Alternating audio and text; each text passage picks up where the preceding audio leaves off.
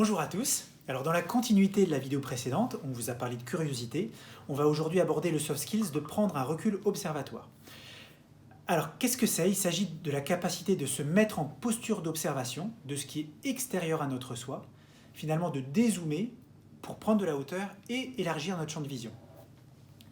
Quand on veut travailler sa capacité à prendre du recul, on pense souvent à la pratique de la méditation ou à la pratique de la pleine conscience, qui est assez à la mode ces dernières années. Et en effet, ces pratiques permettent, entre autres, de relativiser, c'est-à-dire de se confronter à soi-même, aux autres, à notre environnement, en identifiant les différents points de vue, les différentes opinions et dimensions qui sont à prendre en compte.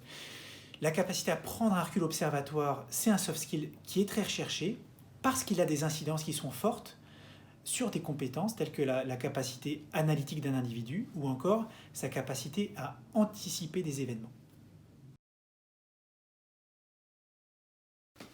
Alors en SHS, on observe les interactions, que ce soit en anthropologie, en sociologie ou encore en linguistique par exemple. D'habitude, ces observations, le fruit de ces observations nous apprend des choses sur les soft skills. On distingue plusieurs méthodologies d'observation, distanciée, participative, immersive, etc. Et ce qui est précisément amusant avec ce soft skills, c'est que c'est la méthodologie de sciences humaines et sociales d'observation en elle-même qui nous apprend le plus sur cette compétence de prendre un recul observatoire. Les scientifiques en ont fait une méthode qui a fait ses preuves pour mieux comprendre et saisir les enjeux d'une situation particulière. Et ce que cette méthode nous apprend, c'est que dézoomer, ce n'est pas forcément une posture passive. Il peut s'agir d'un comportement qu'on manifeste en interaction avec quelqu'un.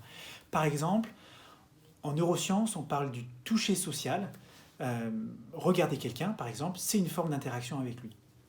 On peut aussi faire preuve de recul observatoire à travers la parole. En sciences du langage, on parle de point de vue énonciatif pour désigner les choix qu'on fait pour raconter ou décrire un événement, en prenant un point de vue omniscient, interne, externe, etc. Chez Skilder, on va mesurer cette capacité à prendre un recul observatoire au travers du temps que va prendre une personne pour observer un état des choses.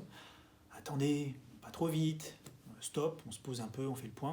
Toutes ces formulations qui vont nous indiquer cela. Au travers aussi de la façon dont on réagit au point de vue de l'autre. Ah, j'y avais pas pensé, je me coucherai moins bête ce soir, etc. Au travers de marqueurs de prise de distance, je veux rester à l'extérieur pour garder un œil critique, il faut que je prenne de la hauteur. Et enfin, au travers de l'usage de qualificatifs, en parlant de l'autre ou de l'environnement. Et effectivement, plus la portée du qualificatif est grande sur l'échelle, individu, groupe, société, culture, plus on indique avoir du recul. Et donc ce sont toutes ces manifestations de prise de recul qui vont être prises en compte dans l'évaluation des situations Skilder.